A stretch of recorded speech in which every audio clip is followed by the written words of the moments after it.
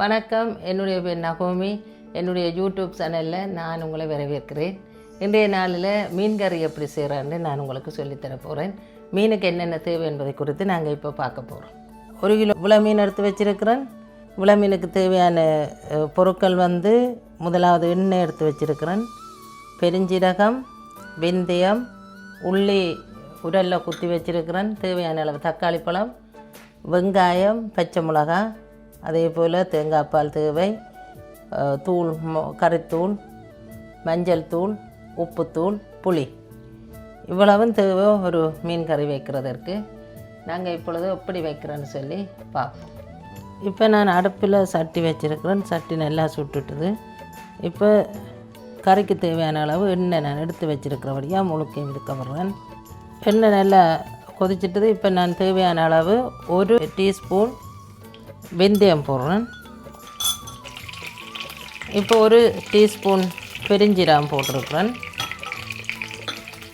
இது ரெண்டையும் சேர்த்து நல்லா வதக்கின பிற்பாடு இதுக்கு என்னென்ன போட வேணுமென்று நான் இப்போ உங்களுக்கு சொல்லித்தரேன். நான் 2 சிவத்த வெங்காயம் எடுத்து வச்சுருக்கிறேன். 1 பச்சை மிளகாய், காரமான பச்சை மிளகாய் ஒன்று எடுத்து வச்சுருக்கிறேன். இது ரெண்டையும் இப்போ இதுக்குள்ளே வெந்தயம் பெருஞ்சீரகம் வதங்கின பிற்பாடு இப்போ வெங்காயத்தை போடுவேன்.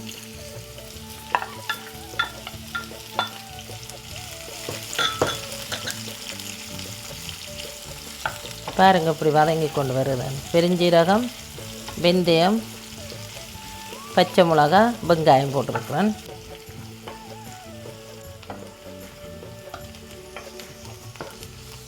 உங்களுக்கு காரம் விருப்பம்னு சொன்னால் நீங்கள் இன்னும் பச்சை மிளகா கூட போடலாம்.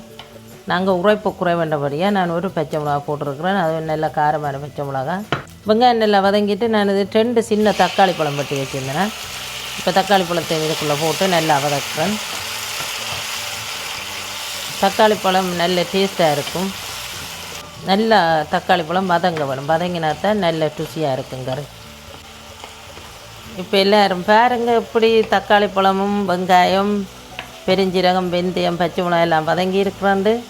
இப்போ நான் இதுக்குள்ளே உள்ளி குத்தி வச்சுருக்கிறேன். உரலில் 5 பல் உள்ளி குத்தி வச்சுருக்கிறேன். அந்த உள்ளியை எடுத்து இதுக்குள்ளே போடுறேன்.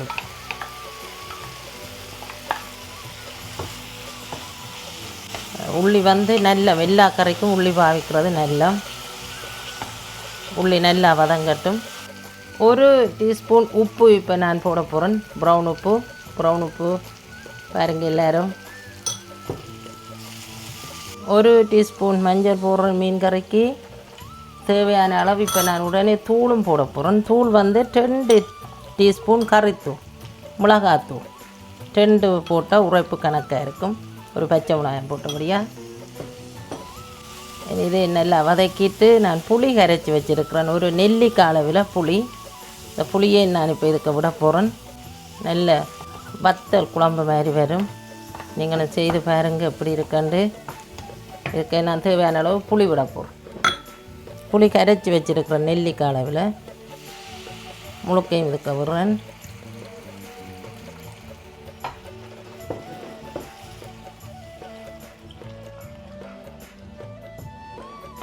என்னுடைய கறியை பாருங்கள் எப்படி இருக்கண்டு. தூள் போட்டபடியாக ஒரு கொஞ்ச நேரம் மூடி போட்டு 5 நிமிஷத்தால் திறந்து பார்க்குறேன். அப்புறம் எப்படி இருக்கண்டு. இப்போ 5 நிமிஷம் ஆகிட்டது. திறந்து பார்க்குற போது பாருங்கள் எப்படி இந்த மீன் கறிக்கு தேவையான பொருட்கள் எல்லாம் போட்டு எப்படி மீன் கறி வந்திருக்கிறேன். இப்போ நான் இதுக்குள்ளே சின்ன ஒரு கிளாஸால் 1 கப் பால் எடுத்து வச்சுருக்கிறேன், தேங்காய் பால். இதுக்கு தேவையான அளவு 1/2 கிளாஸ் தண்ணியும் விடுவோம். என்ன மீன் அவிய வேணும். இப்போ மீன் கறிக்கு தேவையான எல்லா பொருட்களும் இதுக்கு போட்டு முடிஞ்சது.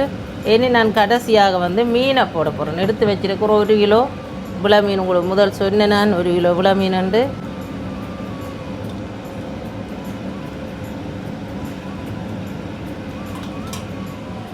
அடுப்பை கொஞ்சம் குறைச்சிட்டு இனி மீனை நல்லா அவிய விட போகிறேன். 7 நிமிஷம் 8 நிமிஷம் வடிவாக மூடி மீனை அவிஞ்சது பிறகு திரும்ப இருக்கா பார்ப்பேன் திறந்து. இப்போது நான் திறந்து பார்க்க போகிறேன். இப்போ என்னுடைய மீன் கறியை பாருங்கள் எப்படி இருக்கிறாண்டு. விளை மீன் கறி, மீன் குழம்பு முடிஞ்சது. சமைச்சு 10 நிமிஷம் வேணும். அடுப்பை நல்லா குறைச்சி மீன் வேகிறதுக்கு. இப்போ மீன் குழம்பு முடிஞ்சது. உப்பு உரைப்பு புளி எப்படி இருக்கிறான்னு நான் இப்போ டேஸ்ட் பண்ணி பார்க்க போகிறேன். ஓ, நல்ல டேஸ்ட்டாக இருக்குது. உப்பு உரைப்பு புளி எல்லாம் இருக்குது. நீங்கள் உரைப்பு தேவைன்னா கூட போடுங்க, உங்களுக்கு மீன் கறிக்கு தேவையாண்டா. மற்ற உப்பு போடுங்க கூட தேவையாண்டா, புளி விடுங்க, பச்சை மிளகாய் தேவையாண்டா கூட போடுங்க, மிளகாத்தூளும் உங்களுக்கு விருப்பம் வேண்டாம் கூட போடுங்க. நான் போட்ட அளவு சரியாக இருக்கிறது எனக்கு. நீங்களும் அப்படி செய்து சமைச்சு சாப்பிடுங்க. மீன் கறி செய்து முடிஞ்சது. இதற்கு தேவையான பொருட்களும் உங்களுக்கு எழுதியிருக்கிறேன். நீங்கள் அதை பார்த்து வடிவாக செய்து சாப்பிடுங்க. உங்களுக்கு இந்த கறி பிடிச்சிருந்தா நீங்கள் எனக்கு லைக் பண்ணுங்கள், கமெண்ட் பண்ணுங்கள், ஷேர் பண்ணுங்கள். நன்றி, வணக்கம்.